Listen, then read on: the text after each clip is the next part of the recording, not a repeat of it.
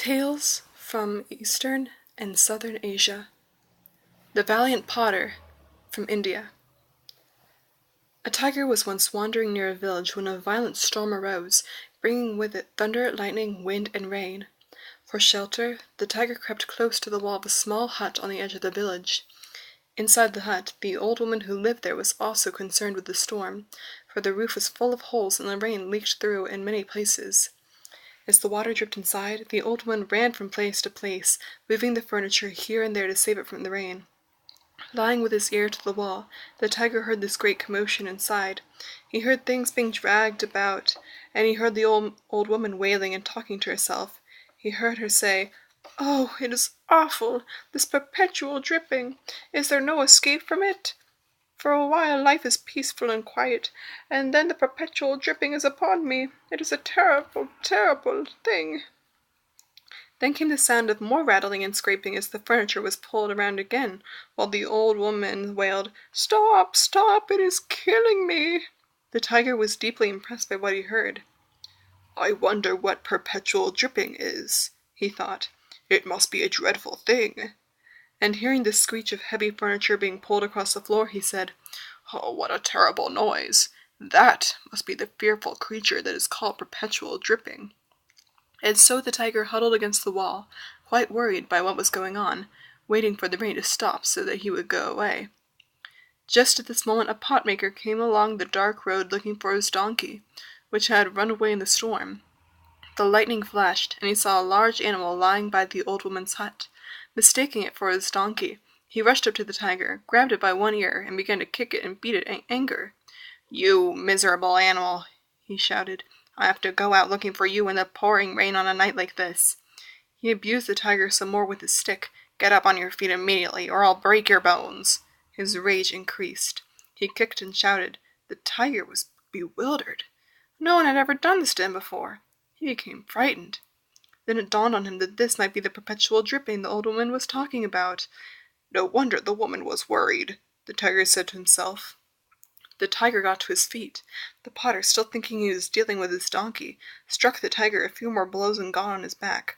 Then he forced the tiger to carry him home, kicking and cursing him all the way. When he got to his house, he tied the tiger by the neck and by the feet to a strong post in front of his door. Then he went into his house and slept. When morning came, the potter's wife went out and saw the tiger tied there. Surprised, she went to her husband and said, "Do you know what animal you brought home last night in the storm?" "Yes," he answered, becoming angry again at the thought of it. "That miserable donkey." "Come and look at him," the woman said. He arose and looked. When he saw what animal it was, his legs nearly failed to hold him up, and he felt himself all over to see if he was wounded or broken anywhere. But he found not even a scratch. News of the potter's exploit quickly spread through the village, and everyone came to see the captured tiger and to hear how it had been caught and subdued. The story was soon told in other villages, and finally came to the Rajah of the country. So astonished was the Rajah with the tale of a man riding a tiger that he went to the potter's house. When he arrived with his attendants, he found this story to be true. Even more amazing was the fact that this tiger was a fierce one which had been terrorizing the countryside. The Rajah was so impressed that he then and there conferred on the potter a title. He gave him an estate, with many houses and much land, and he made him a general in the army and gave him 10,000 cavalry troops to command. The potter and his wife began to lead a new life of luxury and ease. But shortly afterward, word came that a foreign king was riding with a great army to conquer the country. The Rajah acted swiftly. He called his important military chiefs together so that he might appoint one of them commander-in-chief. But none of them wanted to accept such a grave responsibility. They said the country was so badly prepared for the emergency that it was doubtful that they could drive the enemy away. Then the Rajah thought of the valiant potter who had ridden on the back of the tiger. He sent for him, and when the potter arrived, the Rajah said, "I appoint you commander-in-chief of my armies. It is up to you to turn back the enemy." The potter was appalled at what had happened to him, but he said, "I accept the responsibility, but first I must go alone to examine the enemy forces." The Rajah agreed, and the potter went home to his wife. He told her what had occurred, saying, "This is a difficult thing for me, but I am supposed to lead the army, but as you know I can't even ride a horse." You must try and find me a quiet pony so that I won't fall off. Meanwhile, I have managed to delay things until tomorrow." But the following morning the Rajah's messengers arrived with a large, fierce horse, saying the Rajah requested the potter to ride it when he went to examine the enemy camp. The potter was now quite frightened. The horse was strong and spirited, but he dared not refuse, so he sent the messengers back to tell the Rajah he would do as the Rajah wished. When they were gone, the potter asked his wife, "How will I do it? I've never been on a horse in my life."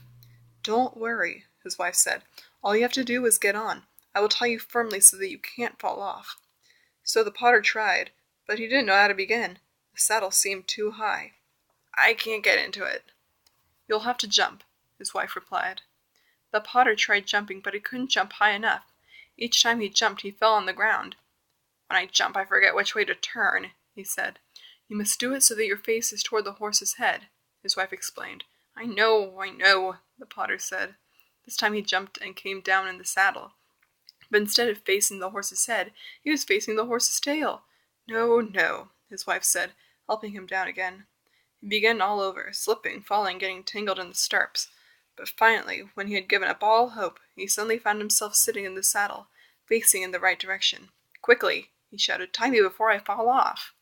His wife brought some rope and tied his feet in the stirrups. She tied the stirrups together under the horse.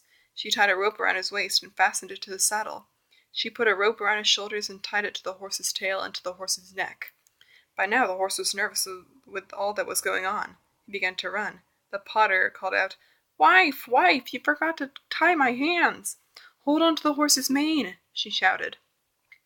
The potter caught hold of the horse's mane and hung on desperately, while the animal thundered across the fields. They went this way and that way over ditches and walls, across rice fields and fences. The potter had nothing to do with where the horse went. He just clung in fright, though he couldn't have dismounted if he wanted to. When he saw where the galloping horse was taking him, he was even less happy than before, for they were going directly toward the camp of the enemy. "Oh, this must not happen," the potter cried out. And as they passed a small banyan tree growing in the plain, he reached out his hand and seized it, thinking to pull himself loose from the horse. But the horse was going too fast, and the earth in which the tree was growing was soft, so that the tree came out by its roots. Thus the desperate potter rode on in a wild gallop into the enemy camp with the banyan tree in his hand. The soldiers of the camp had seen him coming. They had seen him ride directly and fearlessly at them. They had seen him pull up a tree by the roots, and they saw him brandishing it like a club. And thinking him to be merely the advance guard of an entire army, they scattered in panic, shouting to one another, "Run for your lives! These are not men, but gigantic monsters! Ah!" Seeing his men in flight, the enemy king quickly wrote a letter to the Rajah of the country, saying that he was calling off the invasion and proposing a treaty of peace. Then he also mounted his horse and fled. As they disappeared, the potter's horse charged into the middle of the camp, and just at this moment the ropes that held him broke and the exhausted potter fell on the ground. The horse, too tired to run any more, stopped and at last stood still. When the potter got up, he found that the camp was deserted, and in the king's tent he found the letter written to the Rajah. So he took the letter and returned home, leading the horse by the bridle, for he had no intention of ever riding again.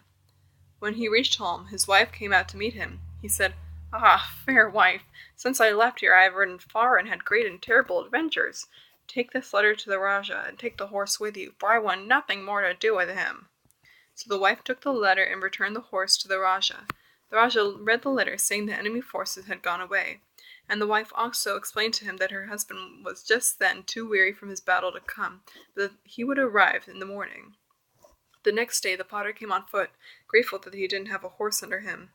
When the people saw him coming, they said, "There is a brave man. He turned back an entire army single-handed, and he is as modest as he is brave. After putting the enemy to flight, he simply walks, and instead of riding pompously as any other man would do." The potter was received by the Rajah with honors, and he is still remembered as the man who fearlessly rode a horse and as valiantly destroyed an army of invaders.